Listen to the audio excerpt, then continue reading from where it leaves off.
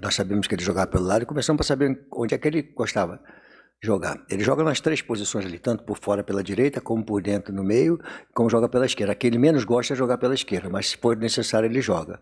Então não foi uma novidade para mim, para eu escalar ele no meio campo, né? E dentro daquilo que nós tínhamos planejado, né? De meio campo, de estratégia para esse jogo e para próximos jogos, né? Não só o jogo de terça-feira, né? Mas também para os próximos jogos, equilibrar bem a equipe. Então acho que o Matias deu um toque de bola, finalizou bastante, deu uma qualidade junto com o Michael Morcado, tomou o cartão amarelo, aí ficou complicado, que o Botafogo só jogava no contra-ataque, né?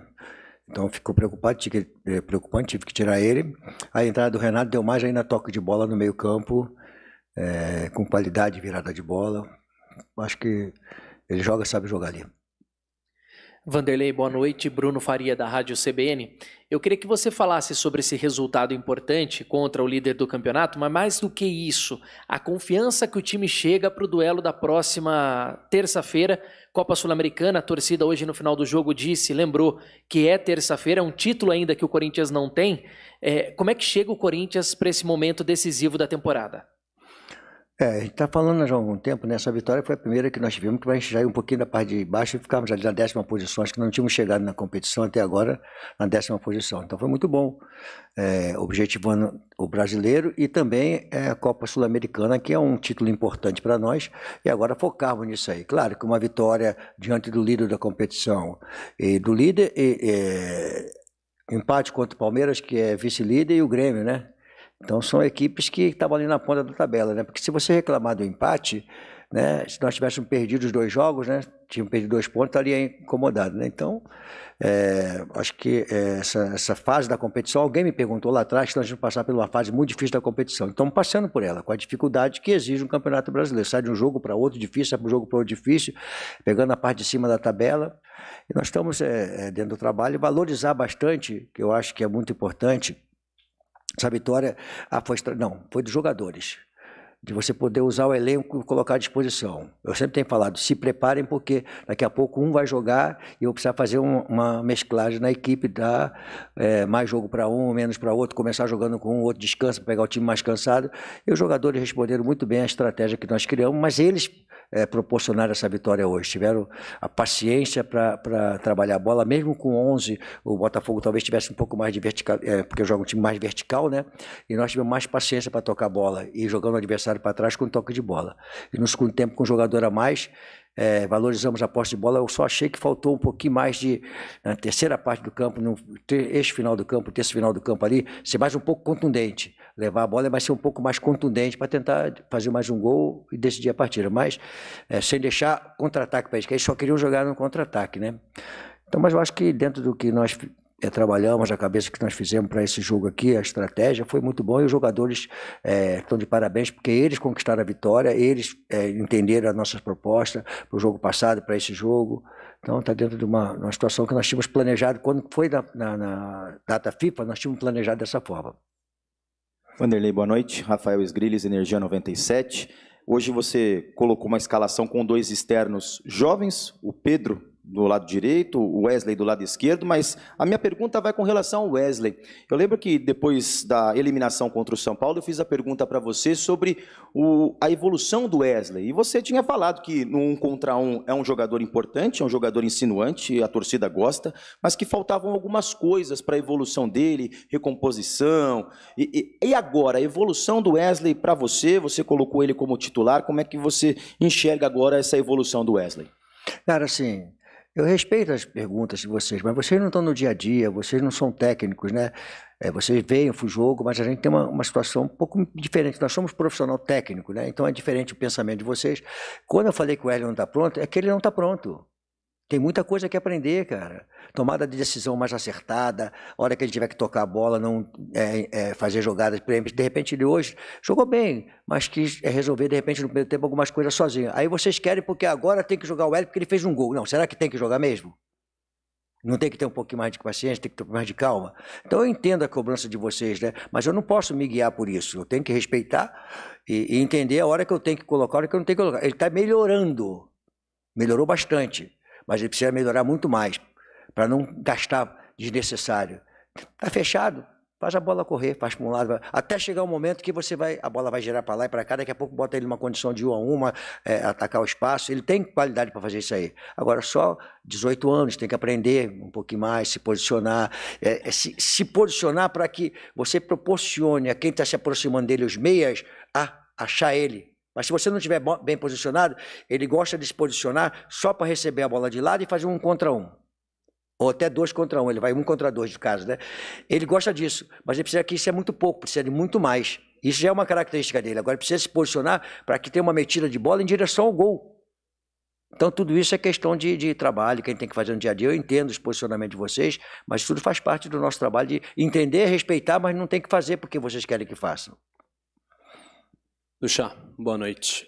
Você tem utilizado muito, e você foi uma das primeiras pessoas que coloca o Bruno Mendes como lateral direito, né?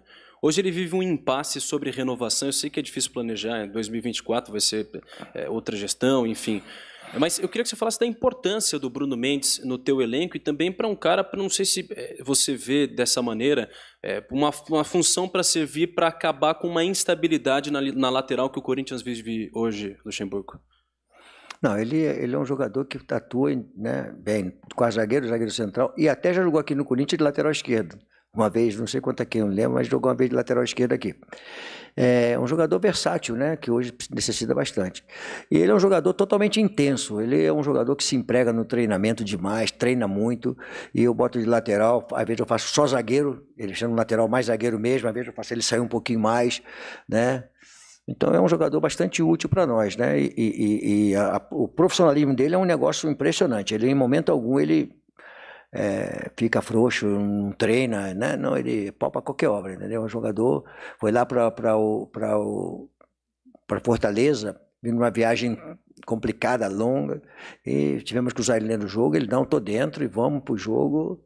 É um jogador que eu gosto muito. Agora, essa coisa aí, ele em momento algum deixa transparecer que ele tem contrato até o final do ano e que ele afrouxe, que ele... Não, ele está dentro.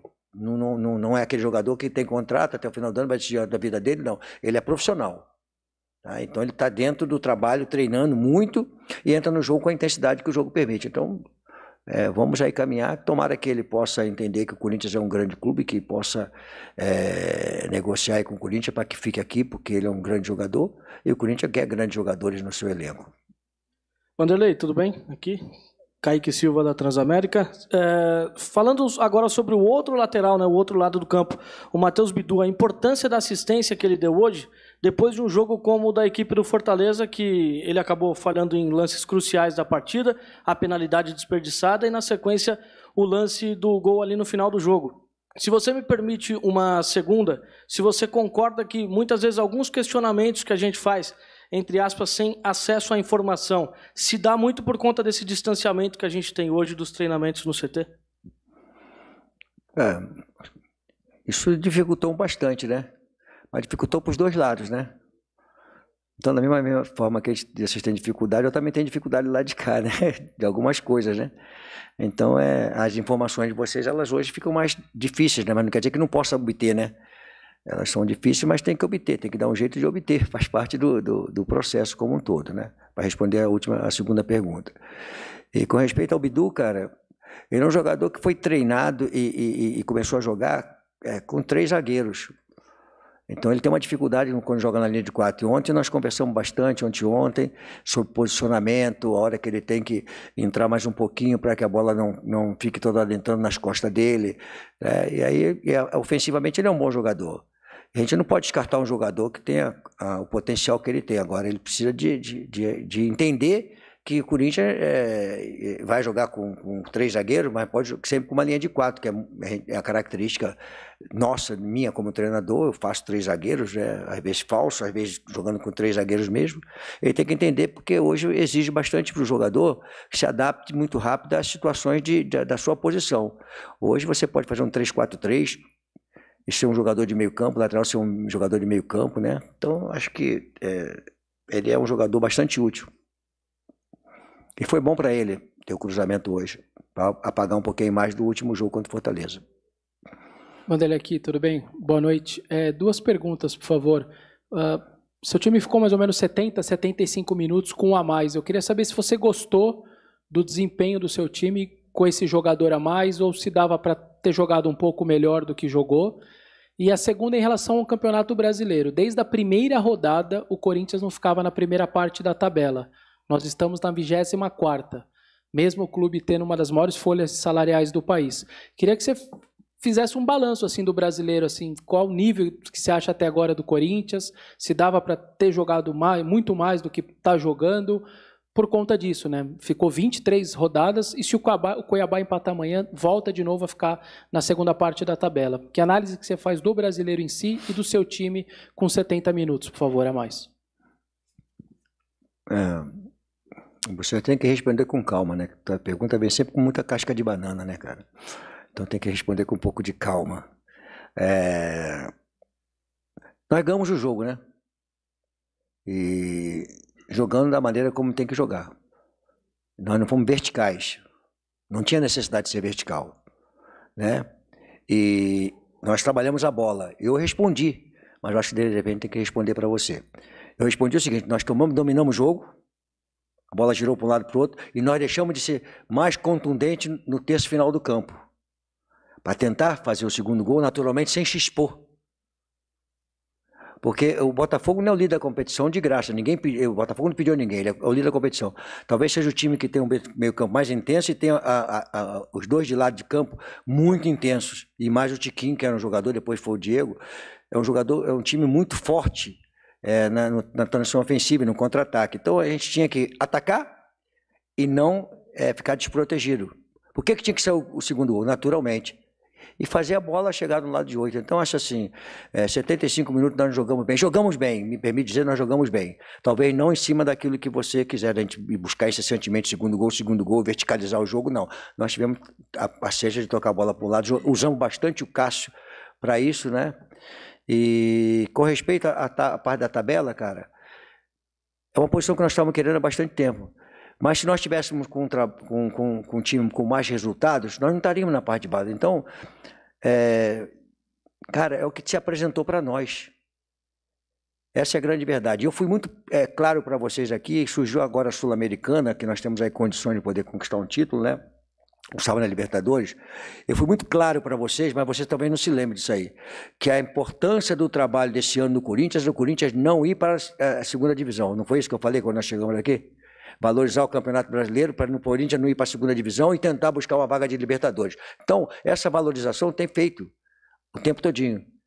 Mas nós fomos aí com o trabalho seguindo, nós não conseguimos. Aí a análise é de vocês. Se vocês acharam que o trabalho não presta, o trabalho presta, aí é uma análise de vocês. Eu tenho que respeitar o trabalho de vocês. Mas desde o início eu falei que o brasileiro é o caminho que nós queríamos para o Corinthians poder, não pela situação que nós encontramos, a situação que nós estávamos ali, o desconforto era valorizar o Campeonato Brasileiro. De repente surgiu a Sul-Americana e eu tive que colocar ela pela importância que tem de conquistar uma Sul-Americana. Entendeu? Mas eu, como técnico, né? Claro que a Sul-Americana é um campeonato importante, nós queremos ganhar, o Corinthians não ganhou, para eu não ganhei, os jogadores que estão aqui não ganharam, mas é importante saber o seguinte, que eu, como técnico, eu quero cada vez mais ganhar e liberar a cabeça dos jogadores para que eles possam jogar de uma maneira mais confortável, porque essa pressão ela vem e os jogadores sentem. Então, eu acho que está dentro de uma situação que se apresentou para nós. Boa noite, Vanderlei aqui, Igor Paliuso da Rede Voz do Esporte. Primeiramente, boa noite, parabéns pela vitória. Eu queria saber se a postura que o Corinthians teve hoje em campo é o que você espera do time para o restante do ano, para o fim do ano, com as decisões que tem pela frente, e o que mudou da postura do time das últimas atuações para cá, visto que o time não vinha tendo uma postura tão forte e presente, tão ativa quanto teve hoje diante do líder do campeonato. Obrigado. Assim, cara... Aqui, quando nós terminamos a data FIFA, acho que foi data FIFA, né? Foi perguntado para mim como é que seria, até pelo rapaz Brissoni que saiu agora daqui, foi ele que me perguntou sobre isso aí, porque o Corinthians entrou numa situação complicada, quando trocaram o Fernando, né? E eu entrei no lugar dele, foi quando chegou essa época da competição. Eu falei, nós temos que jogar. E se você pegar um pouquinho mais, né? Você vai ver o seguinte, nós jogamos contra o Grêmio é que foi colocado. Palmeiras, Fortaleza, está no grupo de cima. O Botafogo, líder. Nós estamos aqui, cara. Entendeu? Então, empatar com o Grêmio é ruim, empatar com o Palmeiras é ruim. Então, quer dizer, é que nós estamos ali na parte de baixo, então tudo é muito ruim. Se nós estivéssemos na parte de cima da tabela, o empate seria visto de uma maneira diferente. Como nós estamos na parte de baixo, então se nós tivéssemos empatado com o Flamengo, tivesse conquistado aquele jogo contra o Internacional, que fizeram um golzinho no finalzinho lá, né? Olha só, né? Como é que as coisas funcionam. Então, cara, eu acho que nós estamos assim... tem que saber o que você tem na mão. Eu sou muito cobrado por intensidade do time, né? A intensidade do time. Eu não tenho meio campo de intensidade. É muito simples você chegar aqui e falar, eu tenho um meio campo de toque de bola, de mastigar a bola, achar os caras da frente e ir levando a bola para o campo. Toda vez que a gente joga vertical, a gente sofre muito no contra-ataque. Por quê? Porque nós temos um meio campo que não consegue recompor com tanta facilidade. Você tem que saber o que você tem em mãos, cara.